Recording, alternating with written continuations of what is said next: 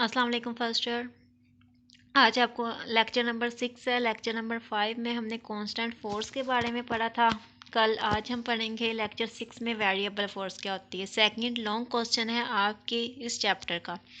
Variable force क्या होती है? हमने कांस्टेंट फोर्स पढ़ी थी। वो फोर्स होती है जिसकी मैग्नीट्यूड और डायरेक्शन सेम रहती है, चेंज नहीं होती। वेरिएबल का मतलब होता है वेरी करना, चेंज होना। इफ़ द मैग्नीट्यूड और डायरेक्शन, अगर मैग्नीट्यूड या डायरेक्शन या दोनों ही चीज़ें फोर्स की चेंज हो तो हम कहते हैं कि वो एक वेरिएबल फोर्स है। For example force of gravity on the rocket moving away from the earth. जो फोर्स ऑफ ग्रेविटी रॉकेट के ऊपर लगती है जब वो ज़मीन से दूर जाता है तो वो क्या होती है, उसके ऊपर एक वेरिएबल फोर्स लग रही होती है। Force exerted by the spring, spring के ऊपर भी स्प्रिंग भी जो फोर्स एक्सर्ट करता है वो भी वेरिएबल फोर्स होती है। मतलब वो टाइम के साथ उसकी फोर्स की वैल्यू क्या हो रही होती है, चेंज होती है स्प्रिंग की। जैसे रॉकेट बाहर की ज़मीन से बाहर की तरफ जाता है तो फोर्स ऑफ ग्रेविटी भी उसकी क्या होना शुरू हो जाती है, डिक्रीज होना शुरू हो जाती है। फोर्स ऑफ ग्रेविटी क्या है कि ग्रेविटी, ज़मीन की ग्रेविटी रॉकेट को अपनी तरफ खींचती है।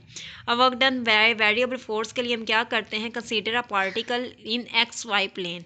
एक्स वाई प्लेन मतलब हमने टू डायमेंशनल पार्टिकल लेना है और वो मूव कर रहा है विद वेलोसिटी विथ विथ, और वो उसके ऊपर फोर्स लग रही है, वो डिस्प्लेसमेंट कवर कर रहा है डी। ठीक है, तो शॉर्ट इंटरवल के लिए डिस्प्लेसमेंट हमारे पास क्या हो रहा है, उसका कभी वो डिस्टेंस कम कवर कर रहा है, कभी ज़्यादा लग रहा है, कहीं पे उसके फोर्स कम लग रही है, कहीं पे ज़्यादा लग रही है। तो हम क्या करते हैं कि जितना उसने पाथ कवर किया है हम उसका करते हैं कि उसने उस पाथ को हम सारे को, ये उसका टोटल डिस्टेंस है, हम इस टोटल डिस्टेंस जो उसने कवर किया उसको स्मॉल स्मॉल पैचेस में डिवाइड कर देंगे और हर पैच का जो डिस्प्लेसमेंट है उसे हम कह देते हैं कि वो डेल D1 है, डेल D2 है। डेल का मतलब होना है चेंज। तो यहाँ पे टाइम से के रिस्पेक्ट जो डिस्प्लेसमेंट है वो चेंज हो रहा है तो हम कहते हैं del D1, D2, D3 up to so on. हमने n पार्टिकल्स में n स्मॉल इंटरवल्स में इस पूरे पाथ को डिवाइड किया हुआ है। फर्स्ट इंटरवल के लिए हमारे पास वर्क डन क्या आ जाएगा, del W1 is equal to F dot del D1।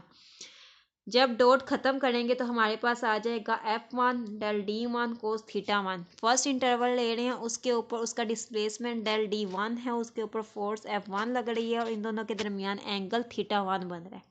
Second interval के लिए बात करेंगे तो हमारे पास F2 आ जाएगा, डेल 2 आ जाएगा, कोस थीटा 2 आ जाएगा।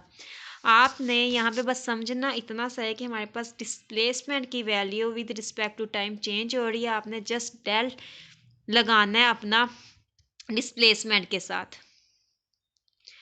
डेल चेंज जो आप लेके आ रहे हो वो डेल डिस्प्लेसमेंट के साथ लगाना है। F dot del D1 is equal to F dot खत्म करेंगे कोस थीटा आ जाएगा, F del D1 cos theta 1। ऐसे ही F2 डेल D2 डॉट खत्म करेंगे, F2 del T2 cos theta 2 आ जाएगा। ऐसे ही हमारे n इंटरवल के लिए हमारे पास work done by nth interval के लिए क्या आ जाएगा, del WN is equal to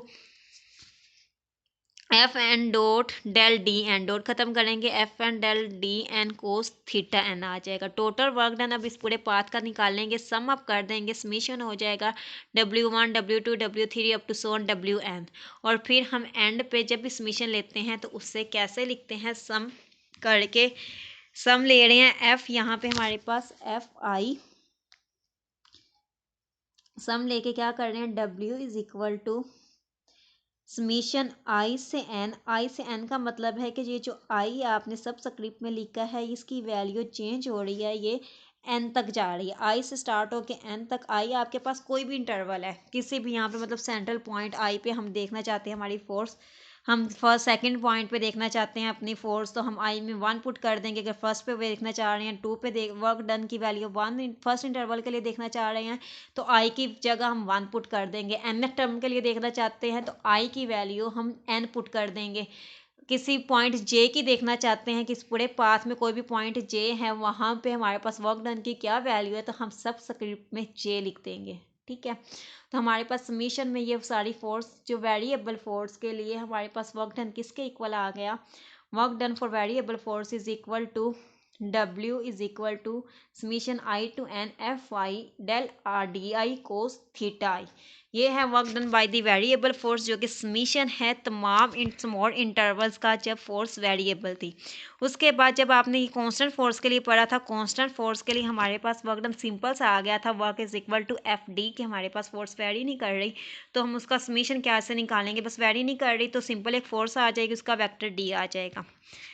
लेकिन जब हमने अब किया तो हमारे पास फोर्स वेरी कर रही है तो वो समीशन में आ जाएगी। ग्राफिकली रिप्रेजेंटेशन इसकी करनी है, we can calculate the work graphically by plotting the graph between F cos theta. अब यहाँ पे हमने जो ग्राफ बनाना है वो एफ कोस थीटा और डी के दरमियान बनाना है। आपको याद हो वेरिएबल में हमने सिर्फ फोर्स और डिस्प्लेसमेंट के दरमियान में अपना ग्राफ ड्रा किया था। वेरिएबल फोर्स से इसके कंपोनेंट्स होंगे तो हमने कंपोनेंट कौन सा लेना है, डिस्प्लेसमेंट वाला कंपोनेंट उसका कोस थीटा आ जाएगा। area under the graph is divided into n rectangle for each interval। हमने रेक्टेंगल हर इंटरवल जो के लिए रेक्टेंगुलर फॉर्म में इस ग्राफ को डिवाइड कर रही दिया और हर जो रेक्टेंगल का एरिया वो हमें वर्क डन बता रहा है। ये जो आपको डॉटेड में नज़र आ रहे हैं ये उसके ऊपर रेक्टेंगल जो ड्रा किए हुए हैं, इन हर रेक्टेंगल के लिए वर्क डन का जो वैल्यू है वो डिफरेंट है। ये भी आपका लॉन्ग टॉपिक था, आपने प्रिपेयर करना है for work done by the variable force।